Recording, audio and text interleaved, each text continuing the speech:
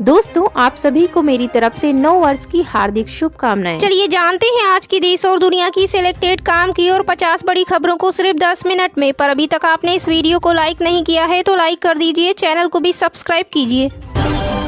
नए साल से पहले मणिपुर में फिर बढ़ा तनाव, सुरक्षा बलों और महिलाओं के बीच हुई झड़प। दोस्तों, मणिपुर के कांगपोकपी जिले में कुकी-जो समुदाय की महिलाओं की मंगलवार को सुरक्षा बलों के साथ झड़प हो गई, जिससे राज्य में नए साल से पहले फिर से तनाव बढ़ गया। पुलिस ने एक्स पर एक पोस्ट में बताया कि यह घटना थन्ना पोकपी के पास उयोकचिंग में उस समय हुई जब भीड़ ने सेना, सीमा सुरक्षा बल और केंद्रीय रिजर्व पुलिस बल की संयुक्त टीम की तैनाती में बाधा डालने की कोशिश की गई। गांव की सूरत बदलेगी एमपी सरकार, 29 जिलों के 827 वन ग्राम को बनाया जाएगा राजस्व ग्राम। जी हां, बता दें दोस्तों, मध्य प्रदेश की मोहन सरकार ने प्रदेशवासियों के लिए नए साल पर बड़ा तोहफा दिया है। मोहन सरकार ने बड़ा बदलाव करते हुए 9 जिलों के 827 वन ग्रामों को राजस्व ग्रामों में बदलने का निर्णय किया है। इसके लिए गजट नोटिफिकेशन जारी किया गया है। सरकार के इस निर्णय से क्षेत्रों में विकास कार्यों को गति मिलेगी। अभ्यर्थियों को उकसाया, हंगामे के लिए किया प्रेरित। बीपीएससी प्रदर्शन मामले में प्रशांत किशोर के खिलाफ एफआईआर।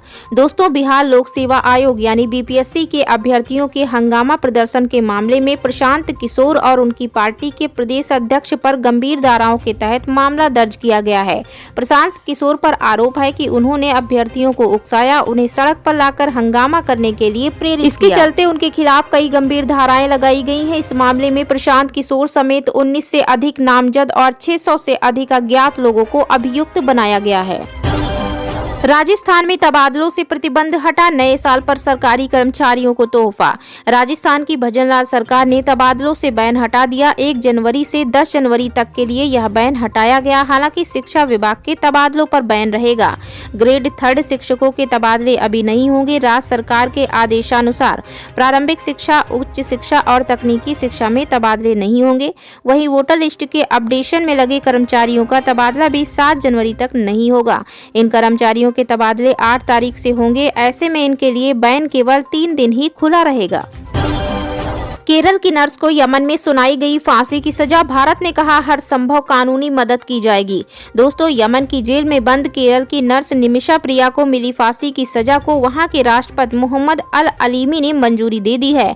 दरअसल यमन कोर्ट ने भारतीय महिला नर्स निमिषा को हत्या का दोषी ठहराते हुए फांसी की सजा सुनाई थी, जिस पर अब वहां के राष्ट्रपति ने मुहर लगा दी। वहीं निमिषा प्रिया के मामले में भारत के विदेश मंत्रालय ने बयान दिया। प्रवक्ता रणधीर जायसवाल ने कहा है कि सरकार निमिषा प्रिया के मामले की जानकारी रख रही है और उनके परिवार द्वारा विचार किए जा रहे सभी कानूनी विकल्पों पर सहयोग करेगी। साथ ही मंत्रालय ने हर संभव कानूनी मदद उपलब्ध कराने का आश्वासन दिया। वहीं बता दें दोस्तों कि केरल के पलक्कड़ की रहने वाली नर्स निमिषा 2017 से यमन के जेल में बंद हैं। उन पर आरोप है कि उन्होंने 2017 में यमन के नागरिक तलाल अब्दो महदी को दवा की ओवरडोज देकर हत्या कर दी थी। इस मामले में साल 2020 में उन्हें मौत की सजा सुनाई गई थी। रूस के हमले से ही क्रैश हुआ विमान, अजरबैजान के राष्ट्रपति ने किया कंफर्म, कहा सच्चाई दबाने की हुई कोशिश। दोस्तों, अजरबैजान के राष्ट्रपति इल्हाम अलीयेव ने पुष्टि की है कि कजाकिस्तान में दुर्घटनाग्रस्त हुआ यात्री विमान रूस के हमले के कारण ही क्षतिग्रस्त हुआ था। समाचार एजेंसी रॉयटर्स ने अजरबैजान के राज्य टेलीविजन के हवाले से इसकी जानकारी दी है। अलीयेव ने कहा है कि उन्हें खेद है कि रूस में कुछ लोगों ने दुर्घटना के कारणों के बारे में झूठी कहानियां फैलाकर अजरबैजान एयरलाइंस के क्रैश होने के बारे में सच्चाई को दबाने की कोशिश की। गौरतलब है कि 25 दिसंबर को बाकू से रूस जा रहा अजरबैजान एयरलाइंस का विमान कजाकिस्तान में अकताऊ के पास क्रैश हो गया था। हादसा बेहद भीषण था, जिसके भयावह वीडियो सोशल मीडिया पर वायरल भी हुए। धरती पर टकराने से पहले प्लेन आग के गोले में तब्दील हो गया था। दुखद हादसे में कुल 38 लोगों की जान चली गई थी। नए साल का जश्न इस्लाम में हराम, मौलाना शहाबुद्दीन के फतवे पर आया साजिद रशीदी का बयान। दोस्तों, नए साल से पहले ऑल इंडिया मुस्लिम जमात के राष्ट्रीय अध्यक्ष मौलाना शहाबुद्दीन रजवी बरेलवी ने नए साल के जश्न में शामिल होने और बधाई देने के खिलाफ फतवा जारी किया। उन्होंने मुसलमानों को ऐसा न करने की हिदायत दी है। इस दौरान उन्होंने कहा था कि ऐसा करने वाले शरीयत की नज़र में मुजरिम हैं। मुसलमान ऐसा काम हरगिज न करें। इस पर अब मौलाना साजिद रशीदी ने बड़ा बयान दिया है। नए साल के जश्न में शामिल होने और बधाई देने के खिलाफ जारी फतवे को लेकर मौलाना साजिद रशीदी ने कहा, नए साल में मुबारकबाद देने में कोई हर्ज नहीं है। इस्लाम में नाच गाना, डीजे और शराब पीना मना है। टीवी पर फतवेबाजी हाईलाइट होने के लिए की गई है, वो मौलाना और वो फतवे जारी नहीं कर सकते हैं। बांग्लादेश में अब छात्र संगठन ने की संविधान बदलने की मांग। दोस्तों, बांग्लादेश की राजनीति में संभावित रूप से एक नया मोड़ आने वाला है। यहां the anti discrimination students movement ने रविवार को कहा कि 1972 के संविधान को खत्म कर दिया जाना चाहिए, जिसे उन्होंने मुजीबिस्ट विधान करार दिया।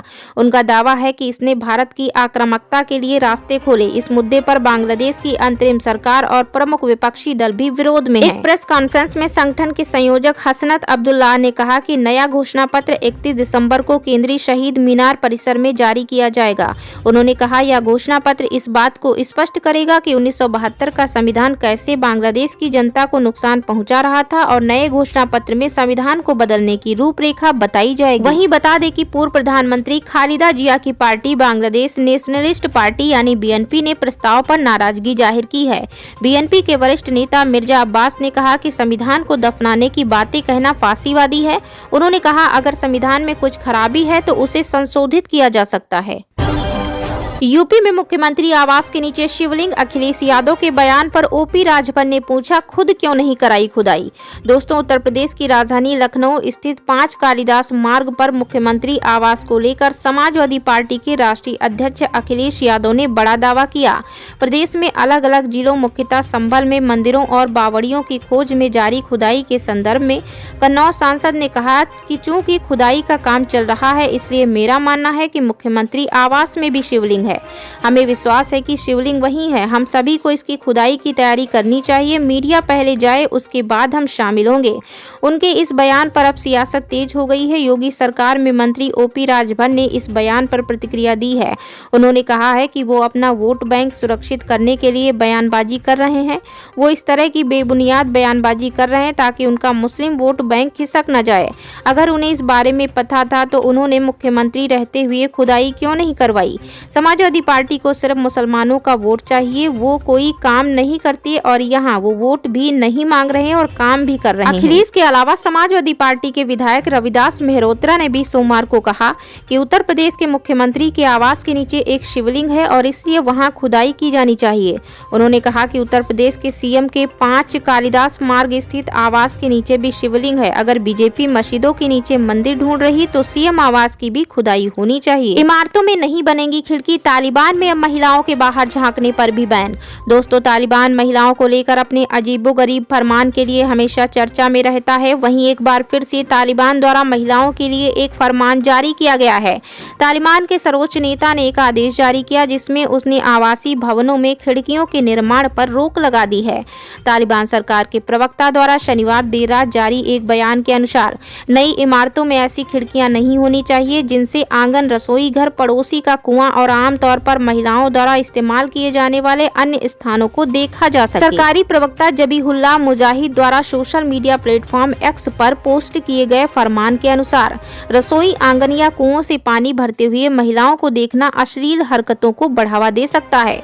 नगर निगम अधिकारियों और अन्य संबंधित विभागों को निर्माण स्थलों की निगरानी करनी होगी ताकि यह सुनिश्चित किया जा सके कि पड़ोसियों के घरों में झांकना संभव न हो।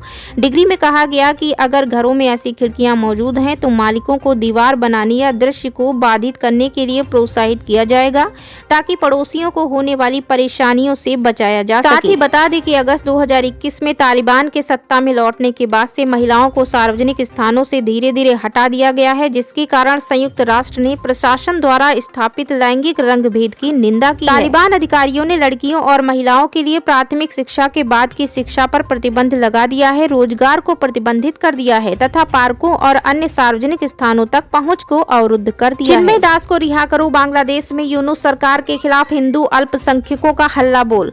दोस्तों, बांग्लादेश में अल्पसंख्यकों के एक संगठन ने रविवार को हिंदू संत चिन्मय कृष्णदास को तत्काल रिहा करने की मांग की।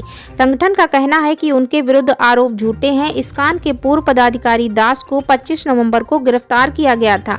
उन पर राष्ट्र ध्वज का अपमान करने के लिए देशद्रोह का आरोप लगाया गया।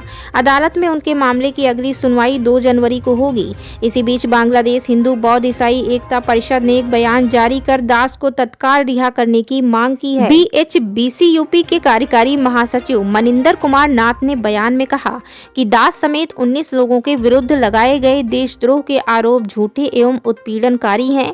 बयान में गिरफ्तार किए गए सभी लोगों को रिहा करने की मांग की गई है। गौरतलब है कि बांग्लादेश में हिंदुओं पर हमलों और दास की गिरफ्तारी के बाद से नई दिल्ली एवं ढाका के बीच संबंध हालिया हफ्तों में और ज्यादा खराब हो गए हैं।